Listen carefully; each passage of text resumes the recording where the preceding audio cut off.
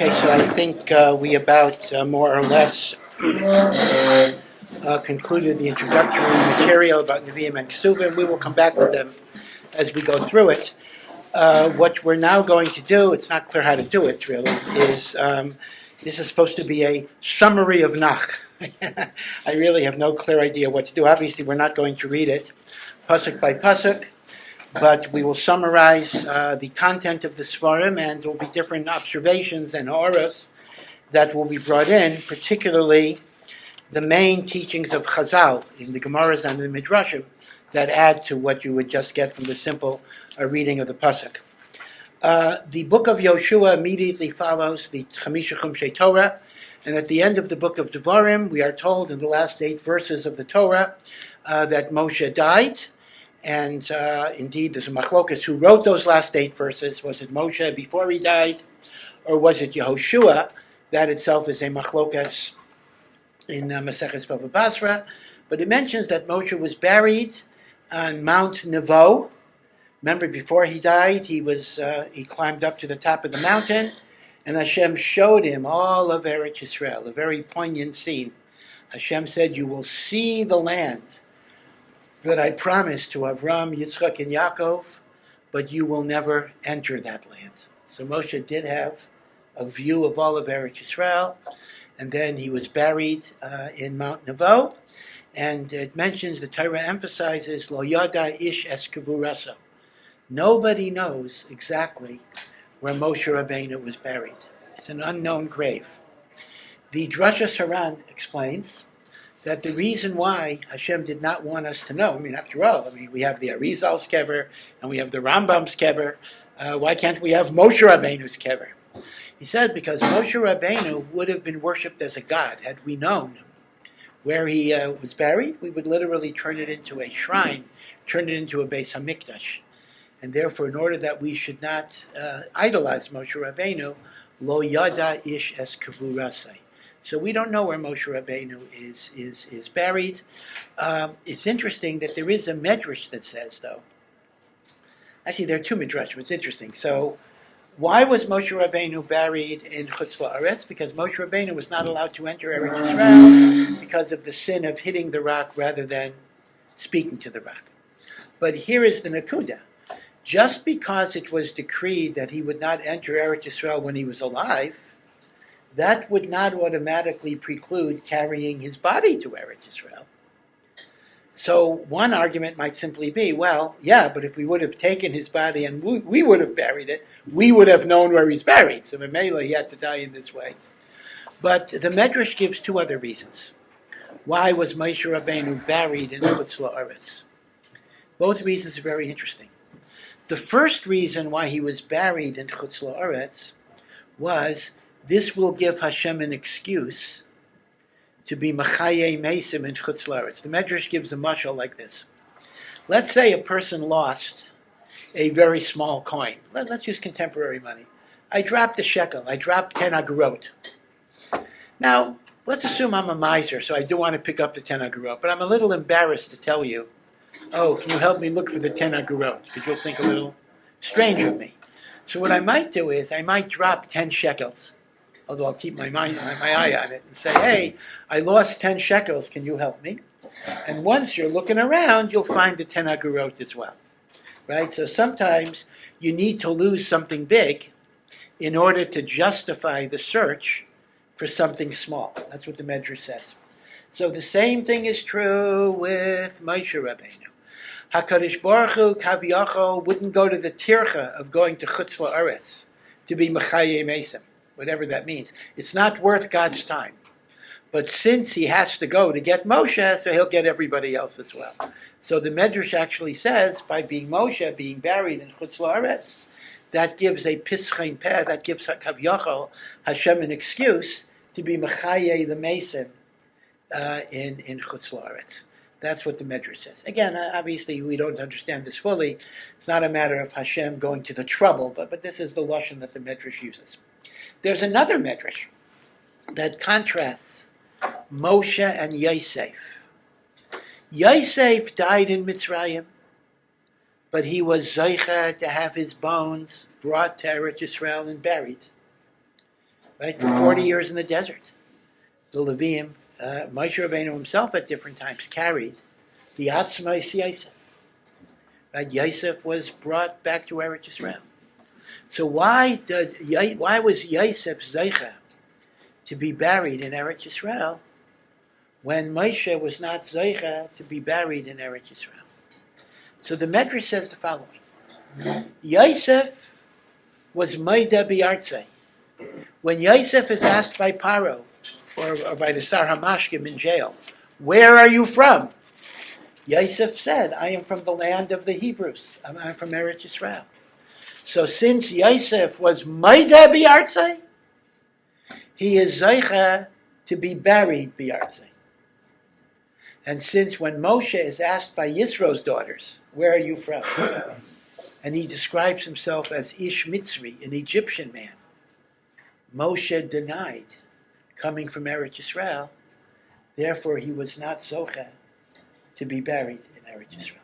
As they state in the Medrash, Yosef, who acknowledges that he's from Eretz Yisrael, is buried in Eretz Yisrael. Moshe, who denies being from Eretz Yisrael, is not buried in Eretz Yisrael. That's what the Medrash says. So the kasha is a very obvious kasha.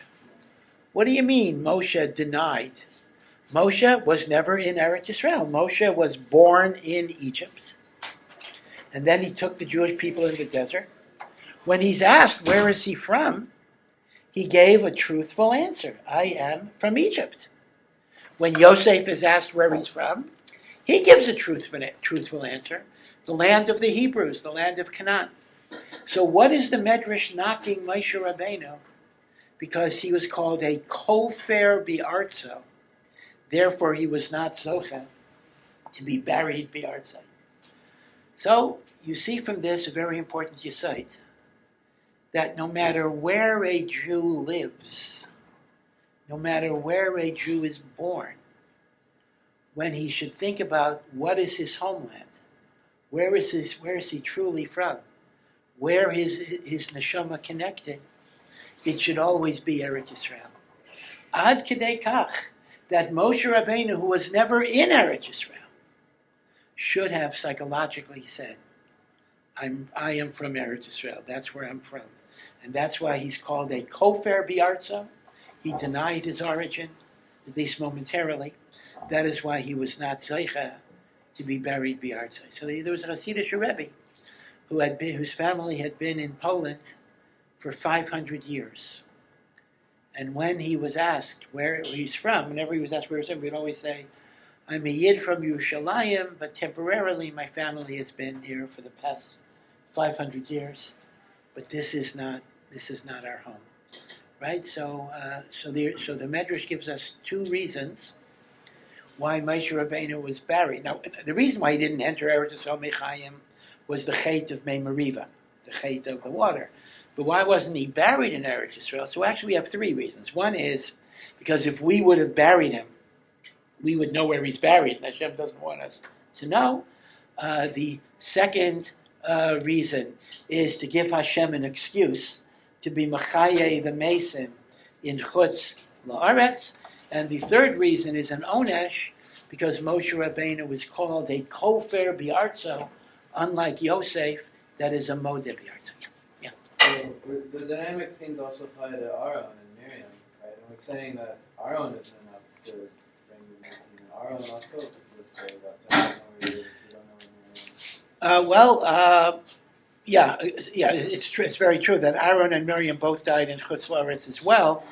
One answer might be that since these were the three leaders and Moshe was the greatest, it would have been a bit of a humiliation for Moshe Rabbeinu that Aaron and Miriam would be nichnas. So in a sense, they have to follow him. Although it's true that we do know Aaron's great. Well, we're not 100% sure. But Aaron is buried also in Chutz La'aretz in a place that's called Hor HaHor, which means a mountain on top of a mountain. And that is in the problem is there are two Hor HaHors. There's a Hor HaHor in the south of Eretz Yisrael, next to Edomite territory. And then there's a Hor HaHor in the north of Eretz Yisrael, up in Syria. Aaron is buried in the southern part. It says Aaron is buried next to the Edom, territory of Edom, in the south, which actually takes you to Jordan. It's south of the Dead Sea. And there are people who actually visit the kever of Aaron. I'm not sure about the legalities these days of going to Jordan. I think Israelis can go to Jordan. I don't even know. I never had a big desire. Depending on the year, there are times when Israelis can go to Jordan, and there are times that they can't. And then there are times when even you can't, they do it under an American passport or whatever it is. But I have seen pictures of Hasidic people who claim to be davening at the kever of Aaron HaKohen, which is in Jordan, south of the Dead Sea, to the east. It's Hor. So who knows? Again, the identification is not clear, but at least it's not a secret like Moshe Rabbeinu's kever. Moshe Rabbeinu's kever, we're not going to be able to find out. Yeah. Is Aaron's kever built up with a mosque, or is? Say again. Aaron's kever in the picture, was it a mosque or a church or something? Or just No, it's like nothing. I think there's nothing. The picture I remember, there was nothing. Why? You saying you know that? No, I don't know. No, as far as you know, it's like just a hill. I think the Jews put up a little marker, but it's not a big thing. It's not a big thing. This is Hor. By the way, it's interesting that the death of Aaron HaKohen, this is something that's also worthy of note, is the only yahrzeit whose date is explicitly given in the Torah. We know Moshe died the 7th of Adar, but that's not in the Torah. We know Miriam died in Nisan, that's not in the Torah. When Avram, Yitzchak, and Yaakov died, it's not in the Torah. The only death whose date is recorded in the Torah is the death of Aaron HaKohen, which is Rosh Chodesh Av. In the Torah, that's called the 5th month, because remember, you're always counting the months from Nisan. Nisan, Iyar, Sivan, Tammuz, Av. Right, so Av is the 5th month. It says, Echad LaChodesh HaChamishi. It's worthy to think a little bit. Why is Aaron's yahrzeit the only yahrzeit that is mamish beferish given? Yeah. Why wouldn't there be a fear from Hashem's part or whatever that Aaron would be worshipped like, I guess, what is that quality that Aaron had that it was appropriate for us to have as much detail as we have about where he is? Well, let me put it this way. At least in the negative sense, I think the fear of making Aaron a deity is much less than Moshe. I mean, Moshe did all these miracles and the like. But why Aaron? I remember seeing a word on this. I don't remember it. I'll try to check it. Why the Torah gives you the date of Aaron, which is miyuchad, that there's literally no other date that is given for anybody. I think in all of Tanakh, there's no death date, there's no yahrzeit date that is given, except for Aaron HaKohen. Okay, now it then says that when Moshe died, Moshe was buried. Who buried him? Oh, Hashem buried him. Hashem himself buried him. So the Bnei Yisrael were misabel over Moshe. They mourned over Moshe 30 days. There was a 30-day period of mourning where they didn't travel, they didn't do anything. They just misabel over Moshe a period of 30 days.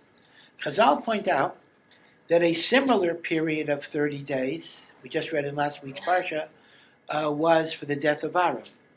But there's a big difference. In the case of Moshe, it says, Bnei Yisrael cried over him. In the case of Aaron, it says, Vayibku oso call. The word call Beis Yisrael. All of Israel cried over him. So Chazal make the surprising observation that the Avelis of Aaron was even greater than the Avelis for Moshe. The Bnei Yisrael mourns Moshe, but with Aaron it was call. Why? Because Moshe Rabbeinu, of course, was the greatest Navi who ever lived, who will ever live. Moshe Rabbeinu was the person who took us out of Mitzrayim, Matan Kriyas Yamsuf, Matan Torah.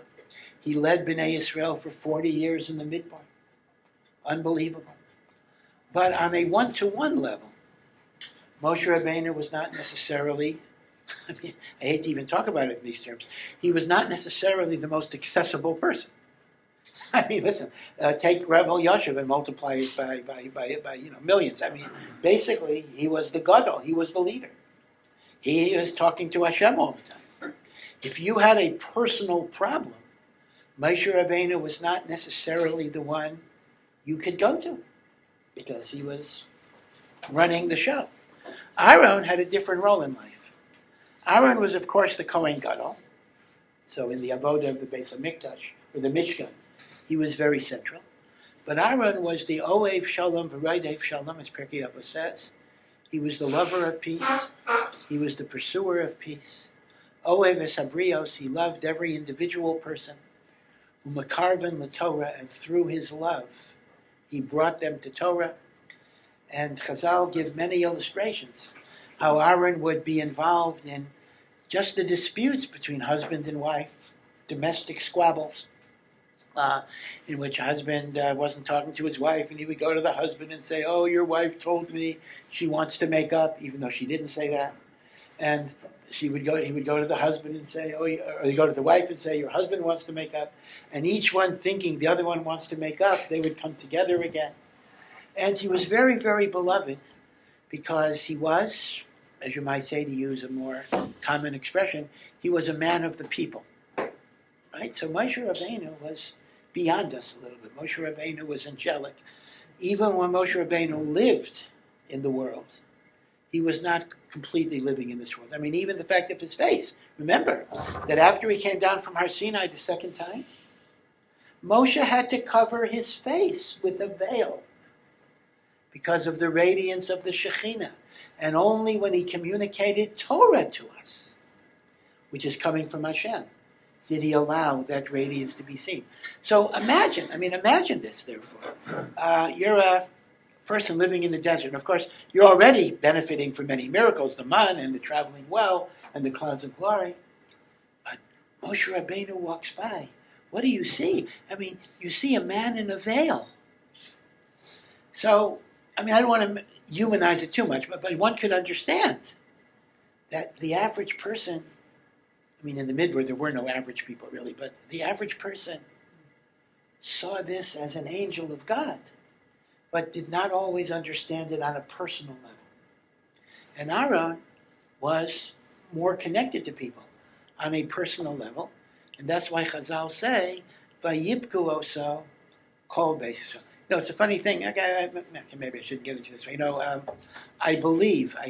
think, but I'm not sure, that the largest levaya of a gadol that we ever had in Eretz Yisrael was the levaya of Rav Ovadia Yosef. I think, not that there should be records, but I think that is the record. I think it was like 900,000 people.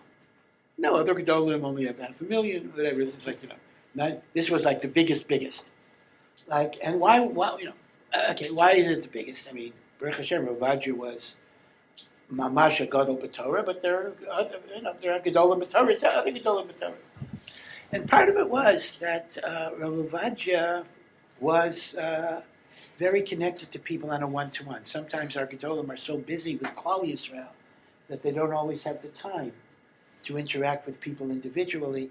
Rav Ovadia, for whatever reason, maybe sometimes it's just a question of personality, was a person who was very, very involved. So people felt the personal. It wasn't just the impersonal loss of the greatness and kedusha in the world, which all of us should feel, but there was like a personal loss. There was more of a family connection that 900,000 people felt to Rav Ovadia. And it's mamish similar in that sense to Aaron HaKohen. Yeah. Moshe also had to deliver the rebuke in a way that Aaron didn't, especially towards the end of his life. It was mamish, like severe. Well, that could be possible. I don't want to say it about the Dora Midbar, but Moshe sometimes had to be tough. Moshe sometimes had to be critical. It all came from love, of course, but this was his tafkid in life. His tafkid in life was to instruct us, to chastise us, and sometimes, people can resent that too. Maybe that took a little bit away. Okay.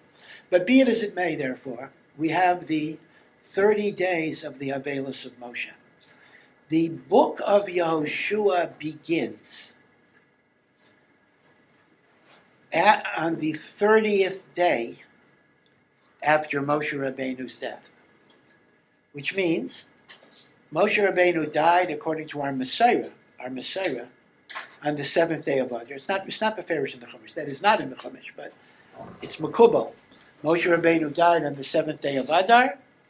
The book of Yehoshua begins on the 7th day of Nisan, or maybe the 8th day of Nisan. So Machlokas is it the 30th day or after the 30 days?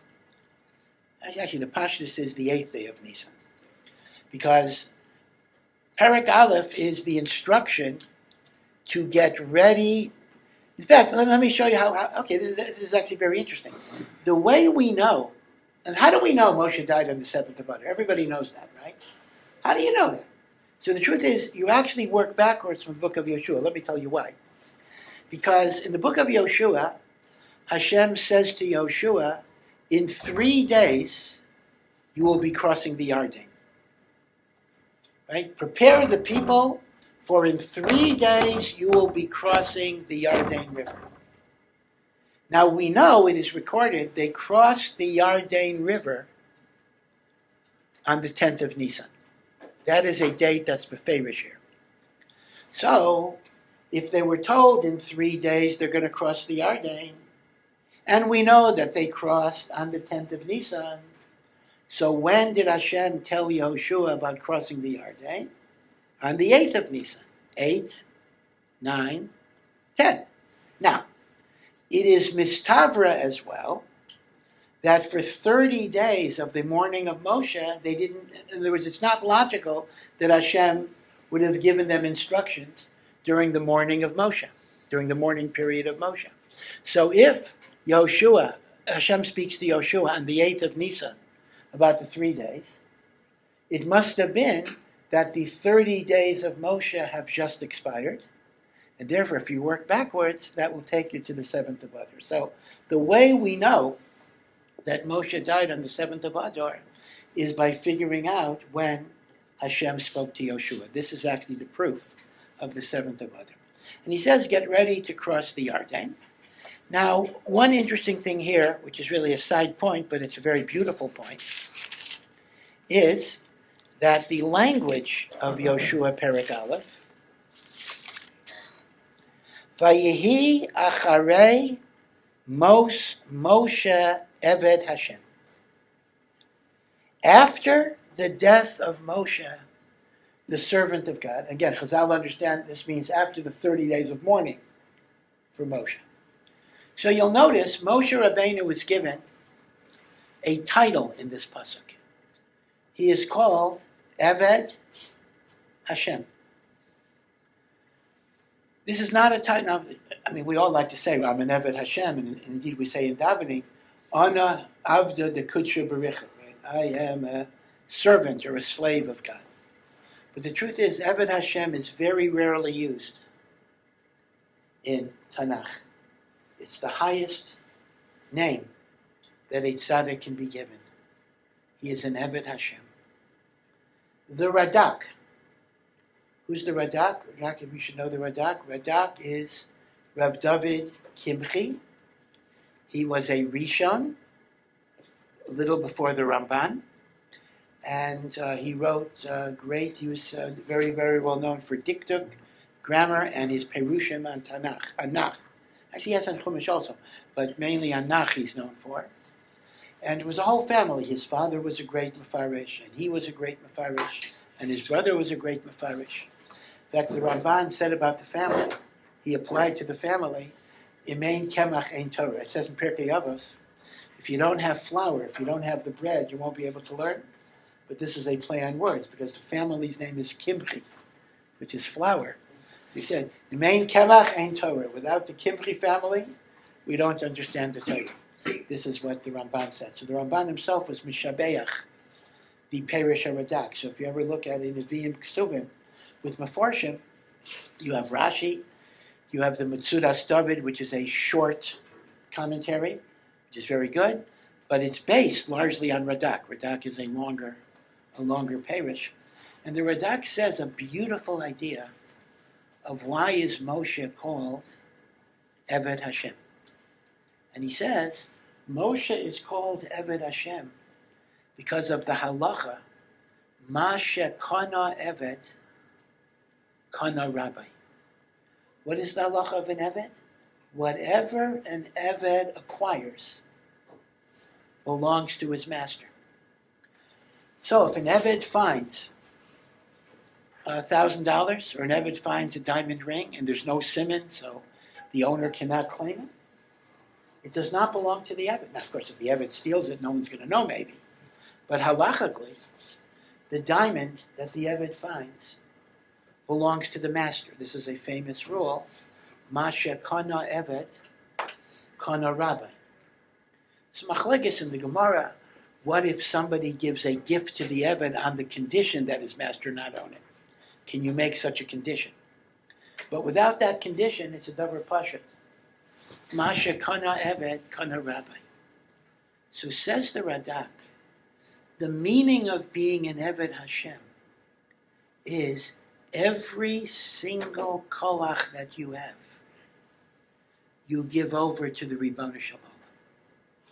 Your mind, your strength, your abilities, you use everything to serve Hashem in whatever capacity you're doing it. That's Eved Hashem.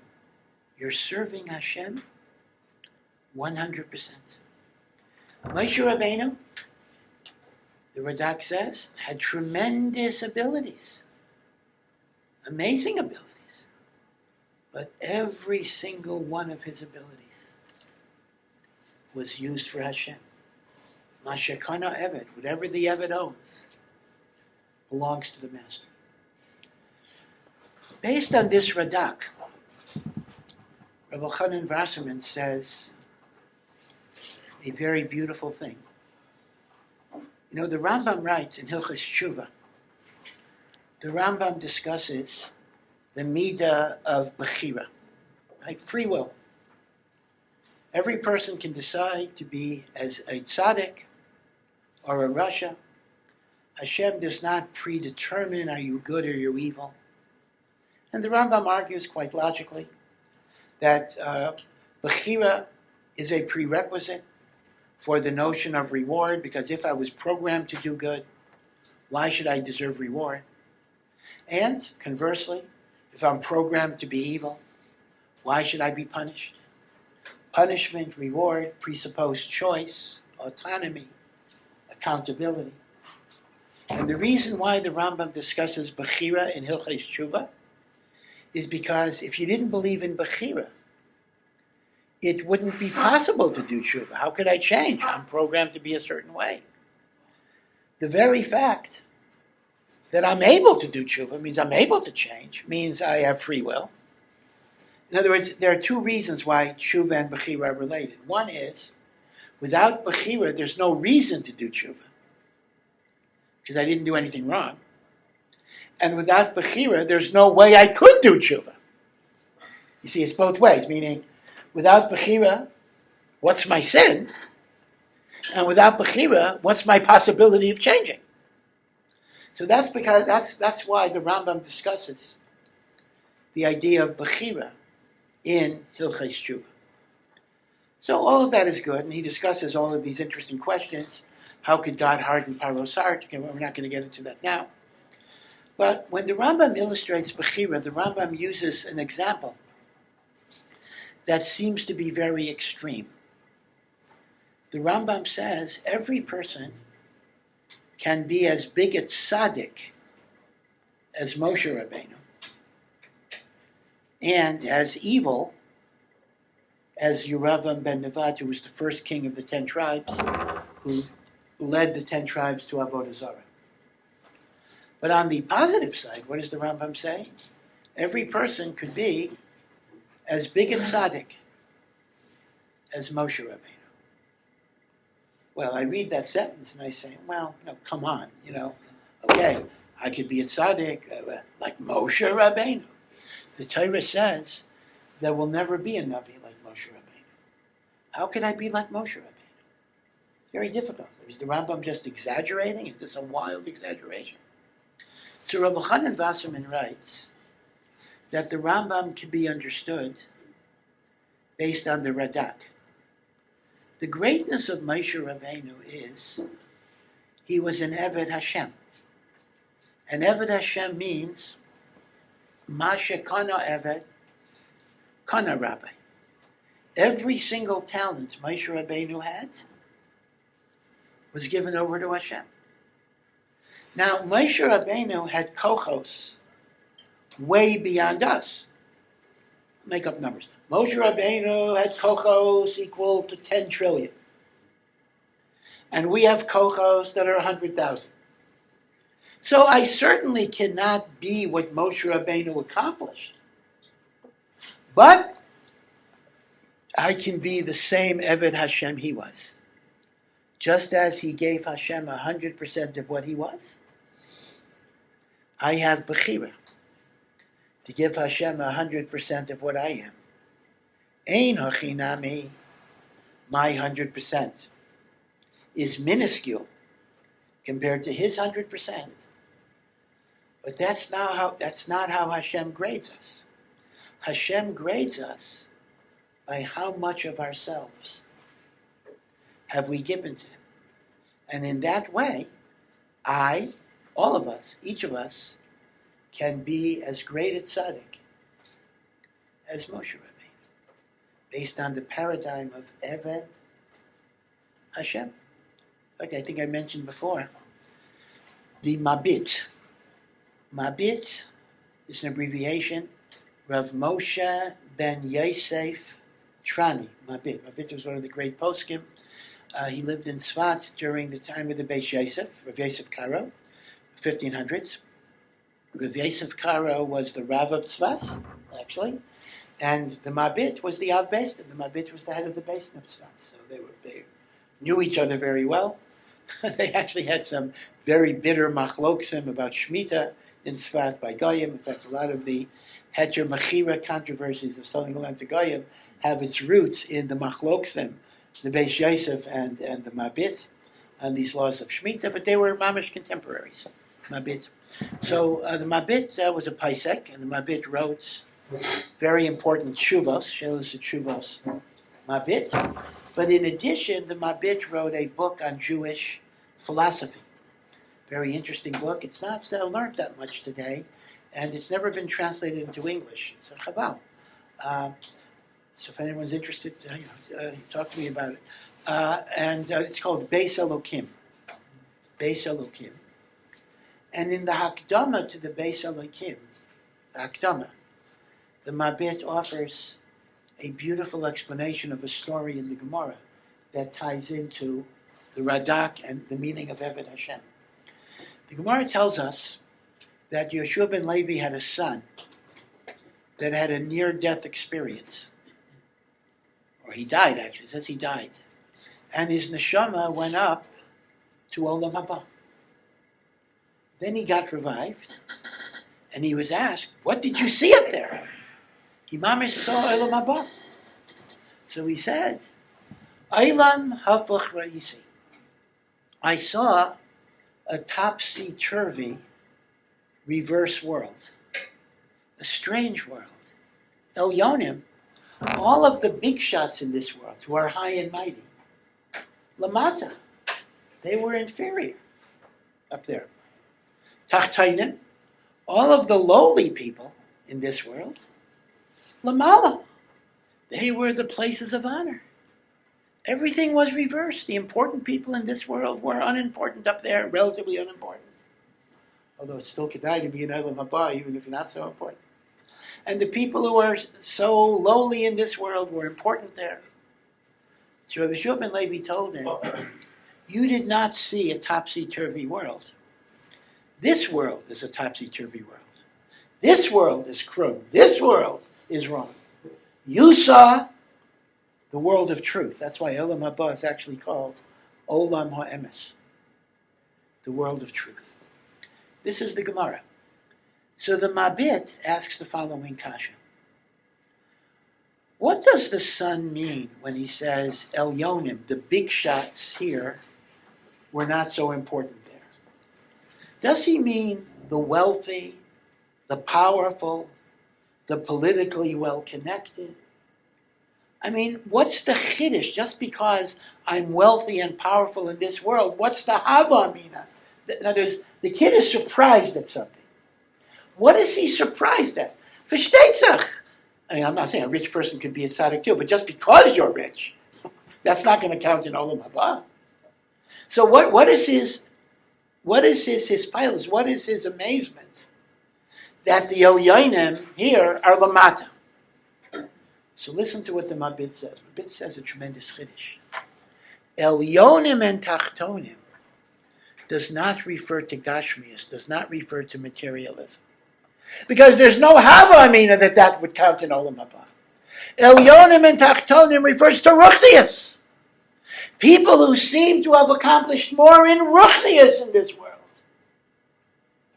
compared to someone who accomplished less is in a lower position in Olam Haba. How could that be? So the Mabit gives an example. I'm not sure if I have my numbers right, but this is something, I'll just make up the numbers to illustrate the example. Let's imagine a person has a koach. A person's an Eloi. A person could learn 100 blot of Gemara a day. That's quite a lot. 100 blot of Gemara a day. Siyam Hashas every 25 days, more or less. 26 days. Pretty good. I mean, that's kind of the Vilna Gaon. I mean, there were Gedolim who learned it that way. Vilna Gaon learned that way, or Kiv Eger learned that way. So such a thing was actually possible. But okay. But it's pretty good, pretty amazing. And he looks around at the yeshiva, everybody's struggling with maybe a blot a day or a blot 2 days, whatever it would be. So he figures, I'm just going to learn 50 blot a day. So he does 50 blot a day, which is way ahead of everybody. So he finishes Shas every 2 months. And he knows it. And another person is struggling to get through an Amud, and he works very, very hard. And he gets through an Amud a week or whatever it would be. So we look at these two people. One guy is going through Shas, every 2 months, and the other person is, does the equivalent of maybe 2 blot a month. And we look at one person and we say, oh, that person is spiritually superior because of all of the Torah that he's learning. And that's what we would think. We look at the other person and say, well, he's well-intentioned, he has good kabbanos, sincere, nice guy. All of a sudden in Olam Haba, it's fakert. The guy who learned the Amud in a week is at a much higher level than the guy who learns 50 blot a day. Why? Because Hashem does not judge you based on what you objectively accomplished. Hashem judges you by how much of your potential did you give to him. So, the guy who learns 50 blot a day has tremendous potential, obviously. What is he giving to God? 50% of his kochos. Yeah, his 50% is a huge amount, but it's 50% of his kochos. The guy who works very, very hard and only accomplishes an Amud in a week. Okay, none of us are 100%, but he's approaching 100%. So the Mabit writes, this is the Mabit, that the Chiddush is, I see a guy who is so learned, who is doing so much in Ruchnias, and he's in a lower position than somebody who did less in Ruchnias. And Rabbi Shua ben Levi says, that's the truth. Because the Eibishter is not judging you by how much you accomplish objectively. The Eibishter is judging you by how much of your kochos are you giving to him. And therefore, the guy who gives 50%, no matter what that 50% is not going to be as high in Olam Haba as the guy that gives 100%, no matter how small that 100% is. See? And that goes back to the Kinei Midah, the measuring of what's called Eved Hashem. And that's what you see, it's all connected here. That's what the Rambam means when he says, every person can be a tzaddik like Moshe Rabbeinu. I will not accomplish what Moshe Rabbeinu did, but I could be an Eved Hashem like Moshe Rabbeinu by taking my kochos and using them to HaKadosh Baruch Hu. Now this is a very big chizuk for a person. If a person thinks about this. And the problem is we have to take it seriously. We kind of give lip service to it. We don't realize how spiritually true it is. Now, you look around and this person's smarter than me, and this person learns better than me, and this person understands more than me, etc. And we can sometimes, feel bad. We can sometimes feel it's not fair. Why did HaKadosh Baruch Hu make some people better than other people, and the like? But you have to understand that that's not what the Ribono Shel Olam is looking at. What the Ribono Shel Olam is looking at is how much of your kochos are you giving to him? And that determines how much of an Eved Hashem you are. This is why it's a beautiful Radak. Ma shekana Eved, kana Rabbi. That's the measurement of a person. It's like the biography of Yaakov Yosef Herman, All for the Boss. Have you ever seen the book, All for the Boss? If you haven't, it's a good book to read. This was Rav Scheinberg's father-in-law. He was a balabas. He was he was in business. But he was a tremendous tzaddik. Yeah. So let's say Hashem made someone who had a tremendous capacity in business, and he could have supported a lot of Torah that, but instead he wanted to just purely learn, and so he ended up forcing a route which he wasn't really built for. Hashem would not necessarily be happy with that decision, even though it seems like on its face value the right choice.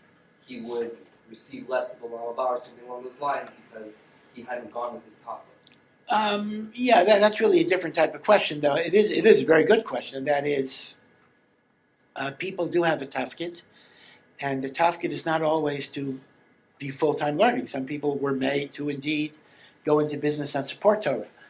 The question becomes, your question is a real question. I want to do everything for Hashem, but the question becomes, how do I know my tafkid? How do I know my mission? How do I know? It's a very, very good question. It's a very difficult question. But the one thing I can say for sure is you will never be able to know unless you spend a significant time in totally immersing yourself in Torah. Meaning, even if your tafkid is to go into business, you will not have the clarity to understand that until you connect yourself to the well springs of Torah. And that's why, therefore, even the guy that's going to be the businessman needs to be mashkia himself in Torah learning for a while. In other words, there's never a notion of skipping that part. You need that stage to have the clarity to understand what your mission is. Okay, so this is just the very beginning. Again, it's a side point in the sense that it's not part of the whole narrative. But the fact that Moshe Rabbeinu was called Eved Hashem is a very important machshava for us to keep in mind. Okay, we'll stop here. Thank you for listening to this Awesome Ech production. To find out more and to partner in our mission, please visit ohr.edu.